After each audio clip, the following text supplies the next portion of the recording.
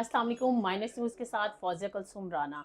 आज एक बड़ी अहम डेवलपमेंट हुई है, उसी हवाले से हमने सोचा क्यों ना मुल्क के नामवर सहाफ़ी, कॉलमिस्ट हैं, तज्ज़ियाकार हैं। 1992 में आपने अपने कैरियर का आगाज़ किया था प्रिंट मीडिया से, और अभी कह लीजिए कि आज टीवी के ब्यूरो चीफ भी हैं।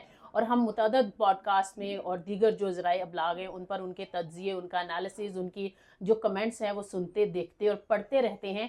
और आपका जो कॉलम है वो खासा मुफीद हुआ करता था। हम उनसे गिला भी करेंगे कि अब कॉलम क्यों नहीं आ रहा, लेकिन जो आज की बहुत बड़ी डेवलपमेंट है, first time in the history of Pakistan कह लीजिए कि किसी डीजीआई को जो कोर्ट मार्शल किया जा रहा था, उस हवाले से एक अहम डेवलपमेंट हमारे सामने आई है। आईएसपीआर की ऑफिशियल प्रेस रिलीज के जरिए बताया गया है कि उन पर जो चार्जेस थे ना, उस पर कह लीजिए ऑफिशियल सीक्रेट एक्ट के तहत भी, फिर 9 मई के वाकयात भी हैं, सियासी सरगर्मियां भी हैं, दीगर क्या कुछ अवामिल हैं जिसके तहत जो साबिक कह लीजिए जनरल हैं, रिटायर्ड लेफ्टिनेंट जनरल रिटायर्ड फैज़ हमीद, उनको चार्जशीट कर दिया गया है। तो तारिक महमूद चौधरी साहब हमारे साथ मौजूद हैं, सीनियर सहाफ़ी। अस्सलाम वालेकुम तारिक साहब। जी वासलाम। बहुत शुक्रिया, आपने अपना कीमती वक्त दिया। ये एक तो अनहोनी सी लग रही है, first time in the history of Pakistan ऐसा हुआ है कि किसी डीजीआई को, हमेशा बात की जाती थी नहीं ये डिसेप्शन है, कुछ ऐसा नहीं होगा, लेकिन आज जो हमें सामने आए हैं फैक्ट्स, वो तो बड़े संगीन हैं। देखिए, जब हम नए नए आए थे ना, चूँकि आपने 92 का ज़िक्र किया, तो उस वक्त हमसे ज्वाइन करने से 2 साल पहले पाकिस्तान में इंतखाबात हुए थे 1990 के। और उन इंतखाबात में पाकिस्तान पीपल्स पार्टी बीबी का अलायंस था, असगर खान साहब और उस वक्त की जो थी तहरीक नफाज़ फ़िक़्र जबरिया, यानी उसको पीडीए कहा जाता था। तो उसने इलेक्शन में बड़ी बुरी शिकस्त खाई 90 के इलेक्शन में, और आईजेआई जिसमें मेन किरदार मियां नवाज शरीफ साहब था, जतोई साहब थे, वो बड़ी अच्छे तरीके से जीत गए, यानी बड़ी अक्सरियत से। कुछ सालों बाद इंकशाफ हुआ, असगर खान साहब जो कि बड़े लेजेंडरी पाकिस्तान एयरफोर्स के चीफ थे, जिनका नाम आज भी लोग एहतराम से लेते हैं, उन्होंने एक केस किया। उन्होंने कहा कि उस वक्त के जो DGISI थे, अभी ज़िंदा हैं अल्हम्दुलिल्लाह, असद दुरानी साहब लेफ्टिनेंट जनरल थे वो भी, कि उन्होंने ISI ने पैसे दिए और पैसे देकर किरदार अदा किया IGI के थाने का।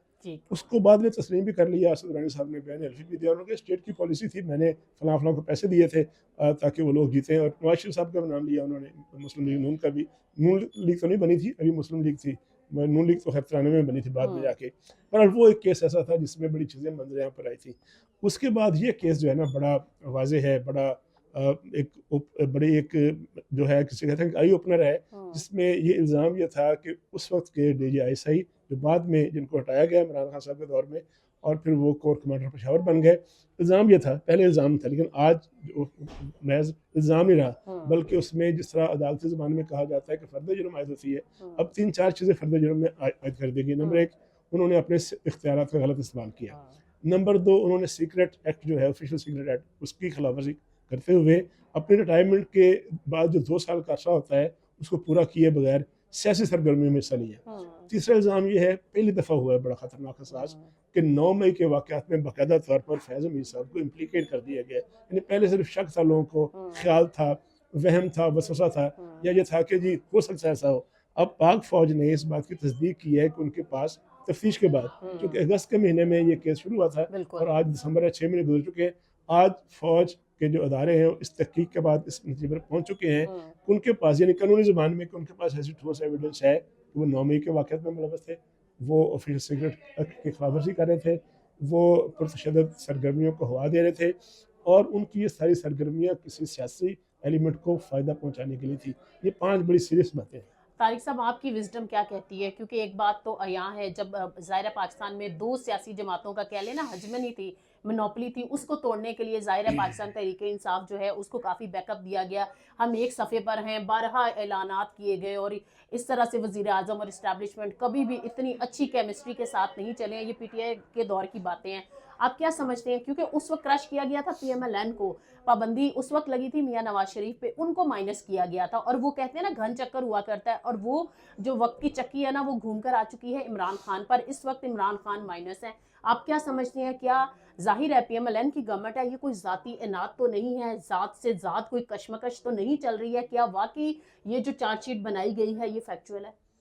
देखिए, ये चार्जशीट का फैसला फैक्चुअल है या गैर हकीकी है, इसका तो फैसला कोर्ट मार्शल में होगा ना। कोर्ट मार्शल अदालत जो है वो तय करेगी, और उसमें भी कोर्ट मार्शल के बाद भी सिविल अदालतों में जाने का ऑप्शन और वो अम्ब्रेला मौजूद है। हाई कोर्ट में जा सकते हैं, सुप्रीम कोर्ट में जा सकते हैं। एक लंबा वक्त लगेगा इस बात को प्रूव होने में कि क्या ये इल्ज़ामात दुरुस्त हैं या गलत हैं, लेकिन ज़ाहिर है फ़ौज जैसा अदारा जो कि 9 मई के बाद उस 125 के करीब अपने ऑफिसर, जिनमें ब्रिगेडियर, जिसमें कर्नल, जिसमें मेजर और जिसमें लेफ्टिनेंट कर्नल और सिटिंग कोर कमांडर लाहौर के, उन सबको अपने अपने कानून के मुताबिक सजा दे चुका है। तो ज़ाहिर है ये ऐसी बात नहीं है कि इसको सिर्फ हवा में फेंक दिया जाए या इसका कोई सबूत नहीं होगा। दूसरी बात आपने जिक्र किया एक पेज का, फैज़ मीर साहब की अहमियत ये है कि वो इस्टेब्लिशमेंट जो कि एक पेज पर थी इमरान खान साहब के साथ, इमरान खान साहब ने अब ये बात सबूत पे आ चुकी है, मुंजाम पे आ चुकी है, सिर्फ फैज़ साहब की जो ट्रांसफ़र थी, जब उनको DGI से हटाकर उनको कोर कमांडर बनाया गया भावलपुर का, बाद में वो चले गए पेशावर, उस एक ट्रांसफ़र की वजह से या उस एक तकरीर की वजह से वो एक पेज जो था वो फट गया या 2 पेज हो गए। और इस बात को इमरान खान साहब ने बाद में मान लिया। उन्होंने कहा जी मैंने फौज को कहा था कि वो जो सरमा था मौसम 2022 का, 2021 और 22 का, उस तक उसको चेंज ना किया जाए। यानी वो चाहते ये थे कि वो DGI सेक्टर पर वो रहें और उसके बाद जब बाजवा साहब रिटायर हो जाएँ तो वो फैज़ साहब को आर्मी चीफ बनाए। और एक पूरा मंसूबा एक आम आता है सोशल मीडिया में कि 2028 में फलाने DGI से बनना था और फिर इलेक्शन होना था और 2032 तक का मंसूबा था। तो फैज़ साहब की अहमियत ये है कि इमरान खान साहब अब एक अफसानवी कहानियों की जो ज़ुबान है ना इस्तिलाह, उसमें है कि फैज़ साहब वो तोते हैं जिसमें इमरान खान साहब की सियासी जान थी।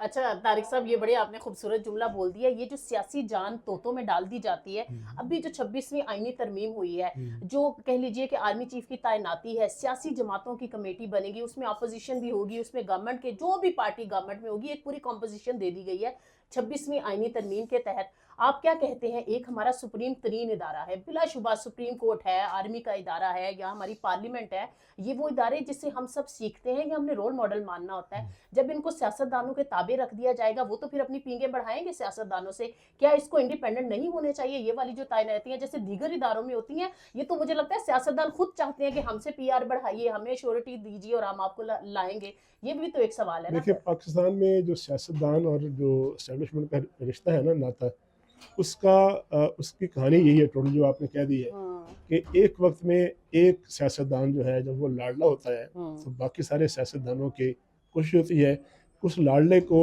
हटाकर उसको बुरा बनाकर खुद उनकी नज़रों में अच्छे बन जाए। यही कश्मकश है 70 से 80 से 90 से कि कभी मियाँ साहब जो थे वो लाडले थे और बाकी जमातें शाकी होती थी कि जी इस्टेब्लिशमेंट उनको बड़ी सरपरस्ती करती है। फिर जनाब इमरान खान साहब लाडले बन गए और बाकी लोग जो थे वो नाराज फिरते थे इधर सड़कों पर। जिस तरह आप किसी अपने महबूब को मनाने के लिए जो है ना, रकीब और महबूब का और वो जो एक ट्रायंगल होता है इंडियन फिल्मों वाला, वही ट्रायंगल था। अब वो इमरान खान साहब जो है वो अब अच्छे नहीं हैं, बुरे हैं, लाडले नहीं हैं और उनकी भी पूरी कोशिश है कि मैं जो इस वक्त मौजूदा लाडले हैं उनको हटा के खुद लाडला बन जाऊँ। लाडला बनने की लड़ाई है। जो लाडला बनने में कामयाब हो जाता है 6 महीने के लिए, साल 2 साल के लिए, 4 साल के लिए, फिर वो जो है जैसे बड़े अकड़ के फिरते हैं सड़कों पर, नौजवान लौंडे होते हैं। जब वो फिर किसी वजह नाराज़गी हो जाती है तो फिर जो है फिर लोग शिकवा करते हैं कि सानू छड़ गया ते साडे मुखालफां नूं नाल टुर लिया। बिल्कुल, ये अनोखे लाडले हैं जो खिलन को चांद मांग रहे हैं। लेकिन तारिक साहब, एक सवाल मैं आपसे ज़रूर करूंगी, क्योंकि चांद तो शायद जमहूर होना चाहिए, क्योंकि जमहूर की रिस्पेक्ट करनी चाहिए, हमें गवर्नेंस चाहिए। अभी बहुत सारे पाकिस्तान को चैलेंजेस हैं। आप क्या इसको कंक्लूड करेंगे? क्लास मेरा आपसे सवाल यह है कि जमहूरियत जमहूर से है, जब हम जमहूर की नहीं मानेंगे, उसे माइनस कर देंगे, तो फिर हम किस तरफ जाएंगे? फिर शायद हमारे बड़े बड़े इदारों के जो सरबराह उनको हम अकाउंटेबल ही ठहराते रहेंगे। क्या पाकिस्तान ने यही करते रहना है? देखिए मैं बात कई दफ़ा कह चुका हूँ कि उस दिन जमहूर की बालादस्ती होगी, उस दिन जमहूरियत जो है ताकतवर होगी जिस दिन आज की तारीख में, आज के ज़माने में नवाज शरीफ, इमरान खान, फजल रहमान, असद जरदारी या एक आध और बड़ी छोटी जमातें, ये 5 या 6 लोग जो हैं एक ट्रक पे बैठ जाएंगे और एक ट्रक पे बैठ के अवाम की बात करेंगे। उस दिन किसी इस्टेब्लिशमेंट को, किसी गैर जमहूरी या गैर अवामी कुव्वत है या वर्दी वाले हैं या कोई अदलिया वाले हैं, किसी को हिम्मत नहीं होगी। प्रॉब्लम सिर्फ ये है कि हमारे यहाँ एक बंदा जो है वो अगर इस्टेब्लिशमेंट के खिलाफ बात करता है तो 4 उसके साथ सपोर्ट करने के लिए तैयार होते हैं। जब तक अवाम की हमायत के दावेदार लीडर, ये 5 बड़े लीडर इकट्ठे नहीं होंगे, उस वक्त तक अवाम और जमहूर की बात को नहीं करेगा। बिल्कुल तारिक साहब, आपने सही कहा, क्योंकि सियासी के आदत से हम यही तवक्को करते हैं कि वो सियासी तरीकाकार जो और चलन जो है ना, वही लेकर अगर आगे पढ़ेंगे और सियासी तरीकों को ही और कवायद ज़वाबित को ही प्लस किया जाएगा, तो ही हम बहुत सारी ऐसी चीज़ें जो कि जमहूरियत के लिए ख़तरा है उनको माइनस कर सकते हैं। फर्दर अपडेट्स भी आपको देते रहेंगे। तारिक साहब के साथ एक और भी हमने नशिस्त करनी है, लेकिन आज चूंकि बड़ी अहम अपडेट थी, हमने सोचा क्यों ना इनका पॉइंट ऑफ व्यू जो है वो माइनस न्यूज़ के जरिए आप तक पहुंचाया जाए। हमारे चैनल को फॉलो करते रहिए, देखते रहिए। Thank you very much.